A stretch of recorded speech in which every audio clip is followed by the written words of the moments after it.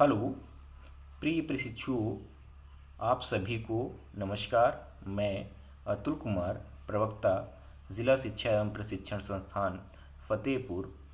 मित्रों, मैंने आप लोगों को पिछली क्लास में सेल साइकिल के बारे में पढ़ाया था। उसी को कंटिन्यूएशन करते हुए आज मैं आप लोगों को कोशिका विभाजन अर्थात सेल डिवीज़न के बारे में बताऊंगा। सबसे पहले बात करते हैं कि कोशिका विभाजन होता क्या है।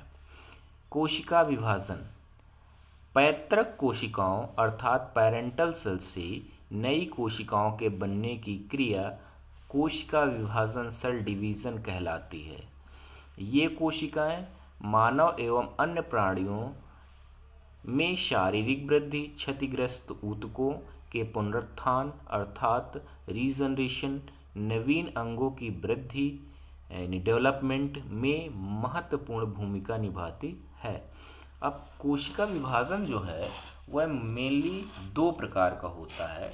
एक तो होता समसूत्री विभाजन, समसूत्री विभाजन को माइटोसिस कहते हैं। दूसरा होता अर्धसूत्री विभाजन जिसे मियोसिस कहते हैं। तो आज हम माइटोसिस को डिटेल में पढ़ेंगे। एक अन्य प्रकार का भी विभाजन होता है जिसे असूत्री विभाजन अर्थात एमाइटोसिस कहते हैं। यह विभाजन mainly bacteria, virus, fungi, protozoa, algae आदि में पाया जाता है। इसमें एक मात्र कोशिका से दो संतति कोशिकाएं बनती हैं। अब हम समसूत्री विभाजन की बात करें तो यह विभाजन सभी प्रकार की कायिक कोशिकाओं में पाया जाता है। कायिक कोशिकाओं यानी somatic cells or vegetative cells. इसे सबसे पहले एनिमल सेल्स में डब्ल्यू फ्लेमिंग 1882 में देखा और प्लांट्स में स्ट्रासबर्गर महोदय ने देखा। अगर हम सेल डिवीज़न यानी माइटोसिस की बात करें तो माइटोसिस के लिए सबसे अच्छी जो साइट होती है देखने की तो हम ऑनियन यानी प्याज की जो रूट होती है उसके टिप पर इसका अध्ययन कर सकते हैं। वैसे स्टेम टिप पे भी इसका अध्ययन किया जाता है। इसमें मात्र कोशिका यानी मैटरनल सेल विभाजित होकर के दो डॉटर सेल्स यानी डॉटर सेल्स का निर्माण करती है। और ये एक ये मैटरनल सेल है या पेरेंटल सेल इसी को बोलते हैं, कहते हैं। इससे दो संतति कोशिकाएं बनती हैं। अब एक चीज़ यहाँ देखने वाली बात होती है कि जो पेरेंटल सेल होती है उसमें जितने क्रोमोसोम्स होते हैं उतने ही क्रोमोसोम जो संतति कोशिकाएं बनती हैं अर्थात डॉटर सेल्स बनती हैं उसमें भी होते हैं। मान लीजिए इसमें अगर 46 क्रोमोसोम्स हैं तो जो दो ये बनेंगी डॉटर सेल्स बनेंगी, इनमें भी जो क्रोमोसोम्स नंबर होंगे वो 46 ही होंगे। अब यानी समसूत्री विभाजन में संतति कोशिकाओं में एवं मात्र कोशिकाओं में गुणसूत्रों की संख्या सदैव बराबर रहती है। अतः यह विभाजन कोशिका के गुणन, वृद्धि, मरम्मत आदि में आवश्यक है। अब इसे देखते हैं कि ये दो भागों में बांटा गया है। एक को कहते हैं कैरियोकाइनेसिस और दूसरे को कहते हैं साइटोकाइनेसिस। तो जो कैरियोकाइनेसिस होता है इसमें क्या होता है, केंद्रक का विभाजन होता है। और जो साइटोकाइनेसिस होता है जो बाद में होता है, इसमें जो सेल के अंदर जो साइटोप्लाज्म होता है उसका विभाजन होता है। अब हम एक को देखते हैं। सबसे पहले देखते हैं कि जो सेल साइकिल है या सेल डिवीज़न है उसका महत्व क्या है।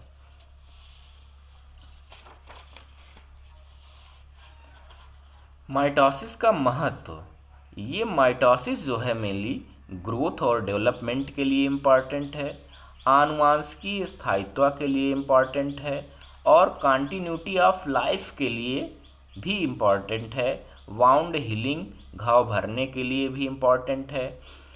कैरियोकाइनेसिस, कैरियोकाइनेसिस जैसे मैंने आपको बताया, इसमें क्या होता है, जो हमारा केंद्रक होता है उसका डिवीज़न होता है, एक केंद्रक से दो केंद्रक बनते हैं, एक केंद्रक से दो संतति केंद्रकों का निर्माण होता है। समसूत्री विभाजन में कैरियोकाइनेसिस को 4 प्रवस्थाओं में डिवाइड किया गया है। वो प्रवस्थाएं हैं कौन कौन सी, प्रोफेज, मेटाफेज, एनाफेज, टीलोफेज। अब जो प्रोफेज होती है इसे पुनः हम अर्ली प्रोफेज, मिडिल प्रोफेज और लेट प्रोफेज में डिवाइड करते हैं। अब देखते हैं इनमें जो अर्ली प्रोफेज है इसमें क्या होता है, ये अर्ली प्रोफेज का फिगर है, ये मिडिल प्रोफेज का है और ये लेट प्रोफेज का है। अब अर्ली प्रोफेज में क्या होता है, ये तो हमारी सेल है, सेल के अंदर ये न्यूक्लियस है, न्यूक्लियस में ये न्यूक्लियोलस है और ये तारक काय है, सेंट्रियोल है। अब हमारा ये जो अर्ली प्रोफेज में क्रोमोसोम्स होते हैं, गुणसूत्र, वो एक जाल के रूप में इसमें बिखरे रहते हैं, जबकि और जो तारक काय होता है वह एक साइड पे स्थित होता है और स्पष्ट न्यूक्लियोलस भी स्पष्ट होता है। अब हम बात करते हैं मिडिल प्रोफेज में, तो जो जालिका नुमा क्रोमोसोम्स थे अब वह एक गुणसूत्र बिंदु पर व्यवस्थित हो जाते हैं एज ए क्रोमैटिड्स, और जो तारकाय होता है अब वह धीरे धीरे ध्रुवों की ओर शिफ्ट हो जाता है। ये तारकाय है, ये एक इधर शिफ्ट हो रहा है धीरे धीरे, ये इधर को शिफ्ट हो रहा है और न्यूक्लियोलस भी उपस्थित होता है। अब हम देखते हैं लेट प्रोफेज में जो न्यूक्लियर मेम्ब्रेन ये है ये धीरे धीरे डीजनरेट हो जाती है, न्यूक्लियोलस भी विलुप्त हो जाता है, केंद्रक झिल्ली न्यूक्लियर मेम्ब्रेन भी विलुप्त हो जाती है और ये जो तारक काय है ये शिफ्ट होकर के पोल्स की ओर शिफ्ट हो जाता है, यहाँ पोल्स पे, और तर्क तंतु स्पिंडल फाइबर का निर्माण करता है, ये स्पिंडल फाइबर का निर्माण किया। आगे चलकर कुंडलित व छोटे स्पष्ट हो जाते हैं, यानी ये गुणसूत्र आगे चल कर के क्या हो जाते हैं, कुंडलित एवं छोटे हो जाते हैं। प्रोफेज के अंत में केंद्रक झिल्ली व केंद्रिका विलुप्त हो जाती। मैंने आपको यहाँ बताया जब प्रोफेज की लास्ट लेट प्रोफेज में केंद्रिका, न्यूक्लियोलस और न्यूक्लियर मेम्ब्रेन विलुप्त हो गई।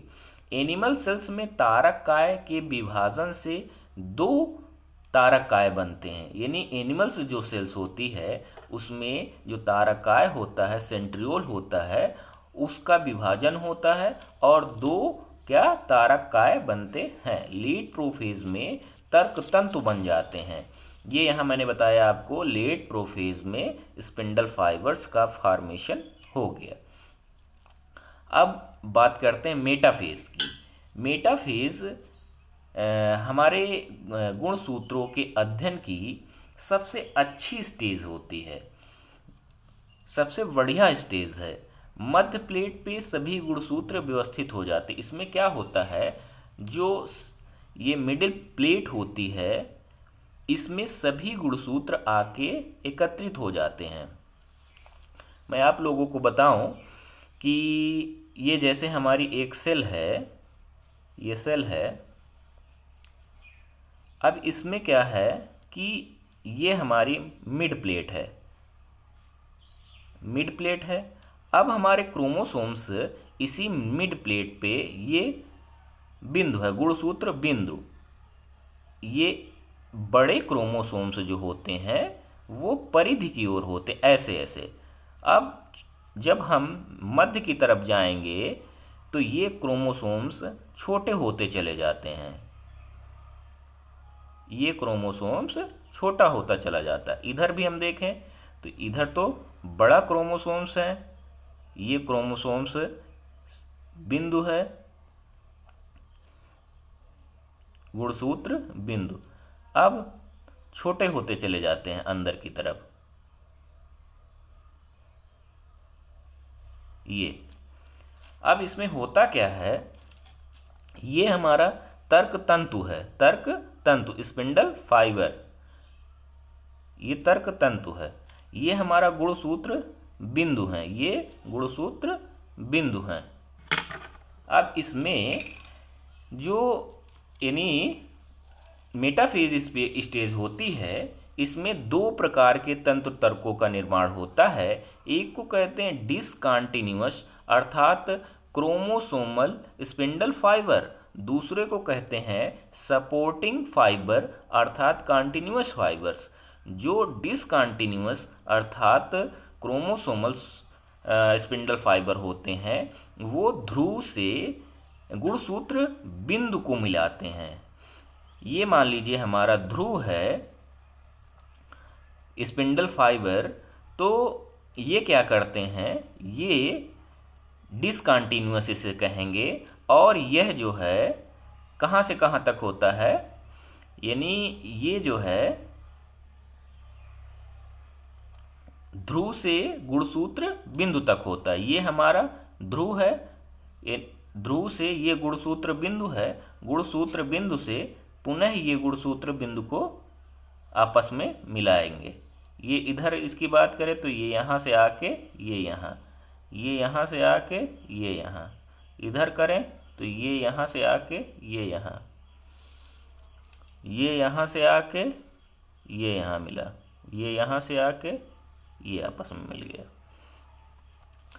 अब जो कॉन्टिन्यूअस या सपोर्टिंग फाइबर्स होते हैं वो ध्रुव को ध्रुव से मिलाते हैं, अर्थात ये यहाँ से डायरेक्ट यहाँ मिल जाते हैं आके। इसमें दो प्रकार के फाइबर्स हो गए। अब हम अगली स्टेज का बात करते हैं एनाफेज स्टेज। एनाफेज स्टेज में क्या होता है, गुणसूत्र अर्थात क्रोमोसोम्स धीरे धीरे पोल्स की ओर शिफ्ट होते जाते हैं।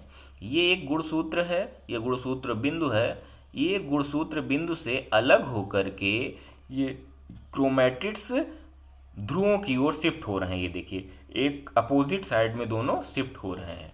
अब हम टीलोफेज की बात करें तो टीलोफेज स्टेज में जो क्रोमोसोम्स होते हैं वह पूरी तरह से ध्रुवों की ओर शिफ्ट हो जाते हैं।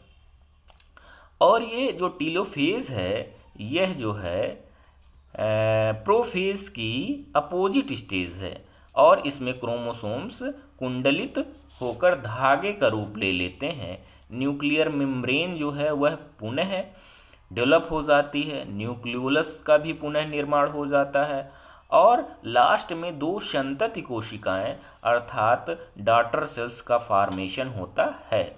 ये दो डॉटर सेल्स हैं। इसमें स्पष्ट रूप से ये क्या है, ये क्रोमैटिन है हमारा अर्थात क्रोमोसोम्स जो कि कुंडलित हैं, ये न्यूक्लियर मेम्ब्रेन है, ये न्यूक्लियोलस है दोनों में। अब जो है साइटोकाइनेसिस की बात करें तो साइटोकाइनेसिस में यानी साइटोप्लाज्म का डिवीज़न अब कैसे होगा, तो सबसे पहले अलग अलग होता। प्लांट सेल्स में तो कोशिका पट्टी बनती है यानी सेल प्लेट बनती है, जबकि जंतु कोशिका में कोशिका खांच बनती है, फरो, सेल फरो। तो सबसे पहले अगर हम देखें तो ये मान लीजिए दो डॉटर सेल्स हैं, ये अलग अलग जो हैं, इनसे कैसे पेरेंटल सेल्स, इनसे सबसे पहले प्लांट्स में देखें तो सेल प्लेट का फॉर्मेशन हो गया, ये सेल प्लेट बन गई। सेल प्लेट्स बनने से दोनों कोशिकाओं का साइटोप्लाज्म अलग अलग हो गया, आधा साइटोप्लाज्म ऊपर आधा नीचे, और दो सेल्स डॉटर सेल्स बन गई, और इनमें स्पष्ट रूप से दोनों सेल्स का क्रोमोसोम्स और न्यूक्लियोलस उपस्थित है, और इनमें गुणसूत्रों की संख्या उतनी ही होगी जितनी की पेरेंट सेल्स में थी। अब एनिमल सेल्स में बात करें तो इसमें क्या होता है, खांच बन जाती है, फरो बन जाती है, फरो बन करके दो डॉटर सेल्स का फॉर्मेशन हो गया, एक डॉटर सेल्स ये बनी, दूसरी ये बनी, दो संतति कोशिकाएं बन गईं। और इसमें भी क्रोमोसोम्स का नंबर उतना ही होता है जितना कि उसके पेरेंट सेल्स में होता है। ये जो दो संतति कोशिकाओं का निर्माण होता है ये गुणात्मक एवं संख्यात्मक रूप से मात्र कोशिका की तरह अर्थात मदर सेल्स की तरह पूरी तरह से होती हैं, चाहे उसमें उनकी गुणात्मक स्थिति देखें या संख्यात्मक स्थिति देखें, सेम वैसी होती है। ये इसका कैरेक्टरिस्टिक्स है। धन्यवाद।